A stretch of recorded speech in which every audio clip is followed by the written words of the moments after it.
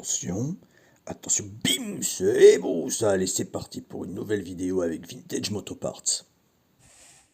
Euh, Bonjour, nouvelle vidéo, ou pas vraiment. Vous avez vu que les dernières vidéos, on était en train de bricoler un VFR pour Daniel. D'où l'assaut, courir avec Daniel, qui est juste un dérivé de ce que fait Daniel sur piste pour obtenir des dons, des soutiens, parce qu'en fait, sans tous les gens qui ont été cités sur le cul de moto, là, sur la selle, on n'y était pas. On n'y était pas. Je vais, je vais refaire un peu la genèse du truc. Je vais vous l'illustrer avec plutôt des images que des vidéos, parce que j'ai pas beaucoup filmé sur tout le truc. Mais voilà. En gros, l'histoire, c'est il y a 3 ans. Je prends un peu de temps avec Daniel, je comprends que c'est compliqué, je sais pas si c'est le mot. Mais voilà, il est obligé de stopper un peu tout ce qu'il faisait autour de la moto parce qu'il a besoin de financer son fauteuil. Je foutrai le lien dans la description, il a été interviewé par France 3, machin, pour expliquer un peu. Enfin voilà, un fauteuil aujourd'hui c'est 16 000 balles. Voilà, 16 000 balles. J'ai du mal à comprendre qu'est-ce qui justifie ça, mais c'est un fait, c'est comme ça. Et en fait tout est comme ça, tout. Tout est trop cher, c'est pas jouable quoi. C'est pas jouable. Du coup, c'est pas que ça m'a touché, c'est que je pense que ça touche un peu tout le monde. Ça fait chier tout le monde qu'on sait pas forcément quoi faire pour aider, pour avancer, pour tout ça. Bon bah moi ça va, j'avais un dénominateur commun avec Daniel qui était la moto. Donc l'idée saugrenue, loufoque ou peu importe, de fabriquer une moto qu'on pouvait adapter à son handicap, bah si ça pouvait lui redonner un coup la banane, mais c'était même pas le but en fait. Il y avait pas de il n'y avait pas un objectif absolu à ce projet, il n'est pas fini, la preuve, on a plein d'idées qui ont germé depuis, d'autres partenaires qui viennent nous aider. Voilà, donc on part là-dessus, vous verrez, je suis pas là ou je sais pas où, je vais vous mettre des photos pour expliquer un peu tout ça, mais voilà. Vol d'Or Club de France, il y a 3 ans, on fait l'AG, j'explique que je vais faire ça avec ou sans le club, qui même me suivent et on y va. Les mecs me disent, mais on te suit, et ils m'ont suivi et c'était cool. Et c'est parti. Donc dans un premier temps, on était parti sur un 500 CB. J'étais récupéré un 500 CB dans le sud chez Marsu qui nous l'a donné. Il nous a donné un moteur aussi, il nous a donné pas mal de trucs. C'est toujours là, hein, c'est dans les pièces ici. Ce sera la prochaine, enfin une des prochaines. Et on commence comme ça. Faut trouver de l'aide, des fonds, des machins. J'ai commencé à faire un peu des vidéos. On a Tonton Dan qu'on a vu dans une vidéo qui vend une de ses brels. Il se retrouve avec un peu de sous et bah, il nous lâche les sous quoi. Du coup, on a un pécule de départ, je crois que c'est Equance, la société où travaille Polo, qui pareil est arrivé, et bam, un chèque, et puis plein de copains qui se greffent dessus, plein de gens qu'on connaît pas d'ailleurs, hein, qui, qui, qui, qui se mettent à adhérer plus ou moins au projet avec des dons, des 10 balles, des 30 balles, des 100 balles, et puis ben petit à petit on constitue un pécule, et là on se dit bah on y va quand on a l'argent. Et Polo arrive en me disant mais moi j'ai mon VFR, je l'utilise pas. Je vous la donne. Donc ça, c'était il y a 2 ans au Coupe Moto Légende. On a le VFR qui est arrivé, avec le moteur, enfin la boîte dans le sac. Et de fil en aiguille, il y a un autre moteur, il y a machin, il y a truc. Et les vidéos arrivent, celles que vous avez pu voir, ou pas d'ailleurs, où bah, on sort un moteur, on en remet un, on machin, on truc, on bidule. Et ça part, quoi. Et ça part. Donc c'est un projet qui met du temps, parce qu'il n'y a pas d'obligation. Donc on va s'en mettre une. On va se dire, la moto, elle va rouler au Coupe Moto Légende cette année 2026. Et à partir du moment où on met une deadline, on s'oblige un petit peu. Et, euh, et là, c'est Daniel qui avait la moto, qui se retrouve à plein de petites finitions, parce que l'adaptation pour son handicap, elle est pas anodine, hein. C'est ce que schématiquement, faut que les pieds restent sur les cale-pieds, donc c'est des aimants. Faut que les commandes fonctionnent bien, faut que les poignées tiennent bien parce que c'est le seul endroit où lui il peut se freiner, accélérer, tout faire. Il faut que la boîte fonctionne bien. Enfin, il y a plein de trucs. C'est le papa de Daniel qui a été collé des renforts dessous façon poignée qu'on voit pas dans le carénage pour réceptionner et faire partir. C'est Johan de d'Afimoto qui nous négocie auprès d'un de ses distributeurs une paire de béquilles pour qu'on puisse travailler sur la moto. Euh, c'est vraiment un élan de pote, de sympathie. J'ai pas envie de dire, c'est pas forcément de la générosité ou du... Non, c'est juste parce que c'est cool. C'est pas plus que ça. C'est vraiment ce qu'il faut retenir sur ce type d'aventure. Pas plus que ça. Juste c'est cool. Juste, en fait, je vais le dire tout de suite dans la vidéo, mais la seule personne qu'il faut remercier, c'est finalement c'est Daniel, hein, parce que parce qu'en vrai, ce que j'ai ressenti là, bah, c'était ouf quoi. Et sans lui, je l'avais pas. Donc ouais, il, il doit rien à personne parce que vraiment hein, la bouffée de trucs qu'on a pris dans la quiche tous là quand on y était, waouh, c'est cadeau quoi. C'est bref. Donc du coup, ouais, la Target, les coupes moto légendes, donc la moto, ils ont bossé dessus avec Daniel et ses potes, ses machins. Jusqu'à la veille, hein. Jusqu'à la veille, moi j'y suis repassé, la moto freinait, mais c'était pas ouf. Du coup, je m'inquiète pas trop parce qu'on a quand même dans l'équipe du Boulder Club de France des bien vénères, quoi. Euh, du coup, on est arrivé vendredi, en retard, c'était grâce à moi, et la moto freine moyen. Et là, c'est parti encore, quoi. On a Jean-Louis Saviana, on a Pascal Monod, on a Dominique Norjean, on a Bernard Ferbus. Enfin, c'est des mecs, Pascal, service motopièce, Norjean, il roule sur un RC30. Saviana, c'est un mec qui prépare des caps de dingue dans le championnat VMA. Ferbus, c'est un metteur au point, il travaille des moteurs pour le VMA. Les deux ensemble ont déjà fait des podiums et des trucs à Spa. Enfin, ça rigole pas, les gars, quoi. Et ils vont passer l'après-midi sur la moto, enfin l'après-midi, la soirée, à démonter, remonter. Puis au final, je l'essaye le vendredi soir. Il y a cadrage là. Ah,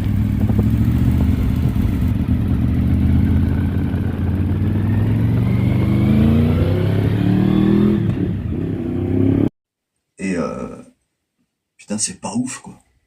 Ça freine, hein, mais en vrai, je me verrais pas en bout de ligne droite à 2,20, 2,40 avec ces freins-là. Vraiment, hein. Alors, bon, Daniel, il a pas de jambes, mais j'ai promis à son père qu'on lui laissait ses bras quand même, donc pas sûr de nous. Je suis rentré chez moi pas serein parce qu'on roulait le lendemain à 10h30. Polo, arrivé avec les petits, m'envoie un message à 1h30 du mat en me disant écoute, Jus, je suis devant la moto, il y a plein de trucs qui vont pas, il faut qu'elle roule demain, faut qu'on trouve une solution, faut que ça roule demain.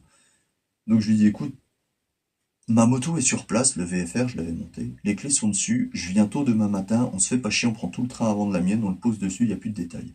Et en fait, c'est ce qu'on va faire. Donc samedi matin, on a démonté mon VFR pour remonter sur celle de Daniel, pour être sûr d'avoir des freins en fait, hein. Des freins avant, parce qu'on n'avait pas le frein arrière encore.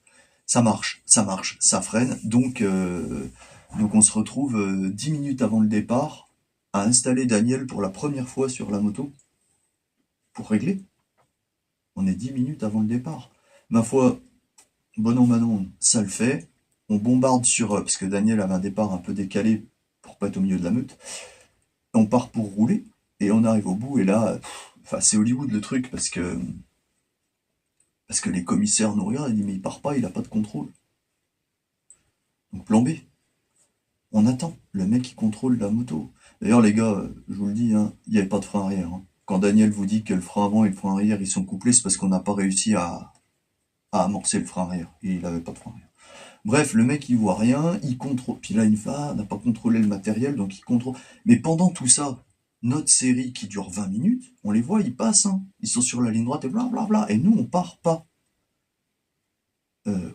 Ouah. ouais, c'est dur parce que c'était là, quoi. C'est là que ça doit rouler. Et on part pas. Et on part pas. Et on voit bien. Et les séries qu'a fait Racer au Moto Legends, c'est les séries qui durent le moins longtemps, parce qu'il y en a toujours un qui se satellise. Donc bon. Et là, d'un coup, le mec, il nous regarde, il nous fait OK. Et on n'a pas le temps de réfléchir. Daniel fait signe à son père, on descend la béquille. Le VFR part. Je leur dis, le VFR, il avait jamais roulé. Jamais. On l'a essayé pour aller d'un point A à un point B autour du circuit. Je passais la 2, c'est tout. Et j'ai pas mis de coup de gaz. On ne sait rien. Rien de rien de rien. Et ça part, quoi. Donc j'avais négocié pour partir avec lui, donc je reste avec lui. J'essaie de protéger bon an mal an un peu derrière, parce que les mecs, ils arrivent comme des barjots, quoi. Et il y en a d'ailleurs qui arrivent à se faufiler entre nous, sympa les gars. Et ça roule. Et on fait un tour, 2 tours, ma foi ça roule, 3 tours. Je vois que Daniel prend ses marques, ça va de mieux en mieux. Putain, 4e tour, il y en a un qui s'envole. Bon, juste avant le triple droit, je crois que c'est à Poix que ça s'appelle, je suis pas sûr, je connais pas les virages. Bref, le mec il se satellise, drapeau rouge. Et bah du coup sorti, mais ça là, c'est chiant parce que là ça veut dire sorti tous en même temps et que Daniel il faut qu'il puisse s'extraire. Enfin, techniquement il y a une pression, il y a vraiment une pression. Du coup j'essaie de bloquer un peu derrière, on voit les copains qui font signe, machin. On arrive, clac, il chope la moto, clac, clac, on fout la béquille, je me colle derrière lui. Et à ce moment-là, ça retombe en fait. C'est j'ai Polo devant moi. Très humblement, on est aussi fier qu'on est ému. Mais vraiment, il y a un truc qui se passe à ce moment-là où tout retombe, où la target elle y est, quoi. On l'a fait. Pas vite, on l'a fait. Mais il y a une question que depuis le début je me suis pas posée. J'emmène, j'ai une connerie, j'emmène les gens avec moi. Et là, cette question, à aucun moment je me la suis posée. C'était est-ce que ça fait plaisir à Daniel, tout ça? Ouais, j'en savais rien. Moi, j'étais fier, parce que j'avais fait un truc qui semblait avoir un peu de sens. Polo, je pense, était fier aussi, parce que putain, il a donné, lui aussi, beaucoup plus que moi d'ailleurs. Et, enfin, le timing est fou, parce que je pense que et Polo et moi, on pense ça à ce moment-là. Et on voit Daniel qui ouvre sa visière, et il y a des trucs qui trichent pas. C'est notre Daniel, soit il transpire des yeux, soit il est dans le même état que nous. Et je crois qu'il était dans le même état que nous, en fait. Donc bon, on s'est retrouvés, on a inscrit pour la première fois à Dijon-Prenois le premier concours de chialerie en bord de pré-gris. Donc, ouais, un petit peu content. Daniel heureux, ouais, cool, quoi. Et, bah, retour au camping, retour au box, et puis on l'a fait, quoi. Et le week-end va avancer un peu, et on réfléchit déjà à améliorer les choses, à machin, un truc, et pour ça, on se on dirait qu'on a le 21. On a monsieur Pouget, Francis Pouget, qui bosse pour Life Mobility, qui me suit aussi dans mes conneries. Quand je vous dis, j'emmène des gens et des gens bien, et je sais pas pourquoi. Bref, il est là. Et là, il me dit, oh, regarde, Julien, et il a un fauteuil qui appuie sur un bouton, et en fait, le fauteuil, il peut monter de 30 cm. Non, les filles, tout le siège. Et il me dit, putain, mais ça se trouve, on peut monter Daniel sans être obligé de le porter, machin. Parce que papa Daniel, profond respect aussi à ce monsieur, hein, parce que il est là, quoi. Il est là, il porte son fils, enfin, c'est chouette, hein. Et on essaye. Du coup, pareil, hein, vidéo, claque.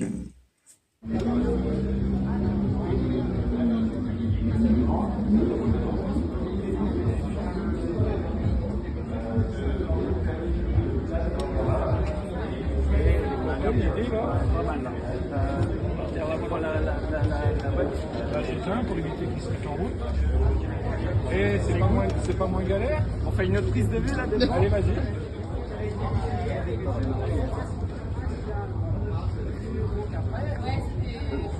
C'est bon, c'est mes fils. Hop, c'est bon. Ok. Le fauteuil se lève, on tente un truc, ma foi. Tiens, petite idée de plus. Et bon, bah, on vérifie tout. Polo, entre-temps, arrive à régler le frein arrière. Ne me demandez pas comment. Ça freine de l'arrière. Du coup, arrive l'après-midi, deuxième roulage. Et là, attention, chicha, on est reparti re-Hollywood. Hein. On part en pré-grille, on se fout sur le côté comme le matin, on n'a pas de contrôle technique, on n'a rien à faire. Rien. Tout est prêt. Il n'y a pas de piège. Et sans qu'on... Il n'y a pas de cause, il n'y a rien. Il y a papa Daniel, des béquilles. Sauf que pour Daniel qui est sur la moto, des béquillés, ça veut dire gaz. Mais c'est pas à nous. Alors à côté, c'est de Giacomo, je crois, qui tourne, hein, avec les grands. Et au moment où le père des béquilles, bah, Daniel, il met gaz et il part dans la série, la série de panneaux. Et là, je le commissaire de piste, un peu déconfit, il me fait, mais il est parti, le gars. Bah, je dis, ouais, il est parti. Ouais. Mais c'est pas à vous. Ah, non, c'est pas à nous, non. Bah, pourquoi il est parti? Bah, je lui ai dit, le gars, en fait, il n'y a pas de jambes. C'est-à-dire qu'au moment où on a commencé à débéquiller, la moto a perdu un petit peu l'équilibre, et du coup, plutôt que de tomber, il a mis un coup de gaz, il est parti. Elle me fait, ah, ok, il fait, du coup, il va s'arrêter, il va s'arrêter. Et au moment où on dit ça, on voit Daniel, la tête dans la bulle. Il s'arrête pas, il s'en bat les couilles, Daniel, il roule. Donc les autres se sont retrouvés avec un drapeau rouge, parce qu'il y a... parce qu'il y avait pas... Daniel n'avait pas à aller là-dedans, en fait. Il n'avait pas le droit. Donc ils ont arrêté tout le monde. Et Daniel, il revient à sa place, normal. Et là, il nous regarde, il fait, ah, c'est pas notre série, ça. Non, c'est pas... Enfin, il roulait vachement plus vite que nous. Donc bon, du coup, ils rentrent tous dans leur box respectif. Et là, notre série repart. Donc Daniel part avec les pneus chauds, pour moi. Et là, ouais, ça commence gentiment à jouer, quoi. Ça... Ouais, je vois que Daniel prend ses marques et puis qu'on commence un peu à ouvrir un peu plus fort. Dédicace d'ailleurs à Greg, qui nous fait l'exter dans la cuvette avec son espèce de tréteau. Il a une 800 VX. Un mec qui te prend des angles avec ça, il fout le cardan par terre. Lui, comment dire, le handicap, il s'en battait un peu les couilles, il était là pour me doser, et il l'a fait. Et ouais, on roule, et on finit la session, et ça marche. Et ça marche. Donc du coup, alors, le stress retombe, Polo rentre chez lui, on a pas mal de monde qui viennent un petit peu voir le projet, enfin, journée cool, quoi, vraiment. Et puis, bah, dimanche, on avait encore un roulage le matin, on est arrivé, là, tout s'est passé normalement. Daniel n'est pas parti avant, on n'a pas eu de contrôle technique, la moto fonctionnait, normal. On a roulé. Je pense qu'au premier freinage, Daniel avait déjà dans la tête de me niquer la gueule. Parce que moi, j'avais décidé de rester avec lui. Encore faut-il que je puisse. Bref, on s'est fait une petite guéguerre de 20-25 minutes tous les deux. C'était à nous. C'était vraiment... c'est une parenthèse de circuit. Vraiment, c'était cool. On était 87, je crois, en piste. Ouais, en vrai, pour moi, on était que deux. Quel kiff, quoi. Quel kiff dans le triple droit, j'arrivais à le reniquer. À chaque fois que j'arrivais à côté de lui, mais je prenais un pied à le mater sur l'angle. Enfin, ouais, c'était cool. Bref. Eh ben, Paris réussi, quoi. La moto, elle tourne. Elle tourne bien. On va recommander des freins. On va fignoler ça. Et puis on va avancer un peu dans le projet. Je vais pas faire de teaser, je sais pas faire et je m'en branle, mais en gros, dans l'idée, il n'est pas exclu qu'on prépare une ou deux autres motos, plus ou moins puissantes, hein. On essaie d'aller à minima dans les coups parce que ça pique, hein. Et dans l'idée, on va proposer une sorte de, je sais pas si ça se dit, je sais pas si ça existe, une sorte d'école de formation, j'en sais rien, où un pilote valide et un pilote handicapé pourraient recevoir des mecs valides et ou handicapés pour montrer que c'est possible en fait. Et pour pour que ce soit plus simple pour eux, ben on leur met à dispo une moto. Alors on va pas en avoir des pelles, hein, on va se détendre. L'idée c'est que ça reste quelque chose d'utile, d'accessible. Donc qui dit accessible dit pas cher. Alors ouais, on va pas vous vendre un R1 quoi. T'oublies. On va être sur de la 500 CB ou de la VFR, enfin des motos qui cassent pas. Puis qui ont de la pièce. Mais qui pourrait permettre à tous de refaire de la moto. Ça fait 30 ans que t'as pas roulé, tu te chies dessus à l'idée de remonter sur une moto. J'ai pour idée de voir un mec qui a pas de jambes y arriver. Normalement, tu te dis, ah ouais, donc on peut. Voilà, ce projet-là. Il y en a d'autres. Il y a une autre idée qui trotte là. J'essaie de me renseigner avec des gens compétents pour... parce que, au même titre que les fauteuils roulants qui se vendent 15-16 000 balles, faut bien se dire que toutes les pièces d'adaptation, c'est pareil. Les mecs, ils t'entendent arriver, alors soit les éclopés, vous graissez vos roues pour que ça s'entende pas, j'en sais rien. Putain, ils se gavent. Ils se gavent. Donc, bah là, voilà, le petit délire qu'on remet sur la table, c'est d'essayer de trouver des solutions pour créer des adaptations qui seraient économiques, qui seraient faciles. Alors ouais, vous allez me dire, bah, t'achètes la moto, elle a déjà un shifter downshift. Ouais, mais tout le monde n'a pas 8000 balles, quoi. Donc, on va trouver... Bref, j'en sais rien comment on va faire. Mais comme j'en savais rien quand j'ai dit on va mettre un éclopé sur une brêle. J'en sais rien. Puis je m'en fous. Mais je sais que malgré tout ce qu'on peut essayer de nous faire croire, il reste des gens bien en fait. Plein. Vachement plus que de méchants. Ils sont peut-être plus timides. Ils gueulent peut-être moins fort, mais ils sont là. Hein.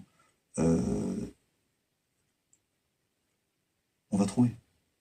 Puis en plus on va être aidé, c'est sûr et certain. Parce que c'est comme ça que ça marche. Donc, on va clore le chapitre, en tout cas cette première partie de l'histoire du VFR un peu comme ça, avec une vidéo grassement merdique où c'est une espèce de monologue avec des bouts d'images qui vont se balader à droite à gauche.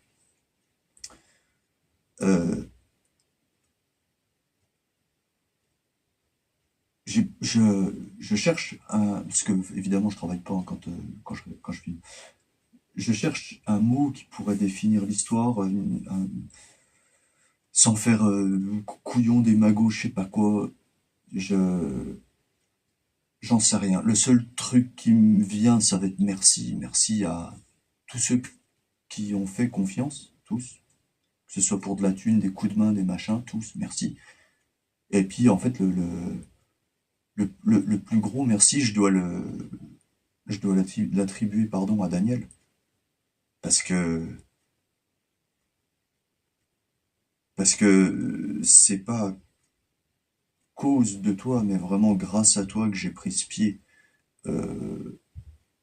J'ai entendu des trucs pas glop. J'espère sincèrement que c'est pas ce qui j'espère que c'est pas ça, quoi. J'existe pas à travers quoi que ce soit. Je m'en branle.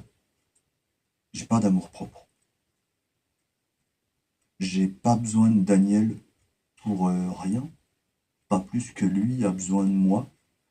Je fais pas ça parce que je sais pas, ça peut faire bien sur un CV, j'en sais rien. Je fais juste ça parce que ça me semble normal. Et je leur dis, c'est pas moi qui ai le plus bossé dans l'histoire. Hein. Vraiment pas. Vraiment, vraiment pas.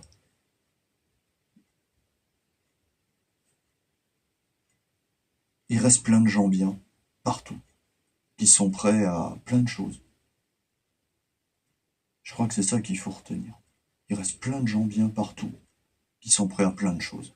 Alors, coupez un peu les réseaux, regardez mes vidéos, faites comme les autres, likez, commentez, je m'en branle. Juste, on va avoir encore besoin, mais même, faites les coups de main, on les prend, quoi. C'est pas... Les idées, on les prend. On avance. On avance, puisque a priori, c'est compliqué. Coluche l'avait dit d'ailleurs, sans me prendre pour Coluche, oula, mais l'avait dit pour les Restos du Cœur, les gouvernements, ils savent pas, ils font pas. Bah, moi je sais, je fais. Alors, je sais pas faire une moto. Bah, le fait est que j'ai roulé avec Daniel, quand même. Donc merci à tous. Merci Johan, parce que sans les béquilles, on était dans la merde et c'est grâce à toi que tu as pu mettre en relation. Merci tonton Dan, de ouf. Merci tous ceux qui ont envoyé un peu de sous, c'est parce que ça reste le nerf de la guerre. C'est même plus un merci, c'est plus que ça à mon polo. Et puis un merci en majuscule à Daniel, en fait. Je vous abandonne là-dessus, je vous mets des photos. Ah, merci le photographe, je remettrai ton nom dans la description pour qu'on puisse aller voir ce que tu fais, ce qu'on a pareil. Dans tout ce week-end, on a quand même un photographe qui est venu, qui nous a dit « Ah ouais les gars, au fait, les photos c'est pour moi. » Et il nous a shooté dans le truc, et il nous a donné les photos, il les a même pas signées. Bon, s'il y a un photographe à faire bosser dans la région, appelez-le lui, quoi. Voilà. Donc, je vous revois bientôt, on réfléchit à comment on va faire avancer le schmilblick. On va le faire avancer. Et en fait, si vous voyez quelqu'un qui va pas forcément bien ou qui pourrait avoir besoin d'un truc, bah en fait, aidez-le. C'est facile, hein. C'est super facile. Je vous laisse là-dessus, je vous remercie. Et puis bah, peut-être à bientôt, j'en sais rien. Elle va être chiante celle-là. Merci d'avoir regardé la vidéo. Bim, c'est beau. En attendant, le bleu cerise, ça existe, les bites volantes aussi. Et surtout, n'oublie pas de t'abonner.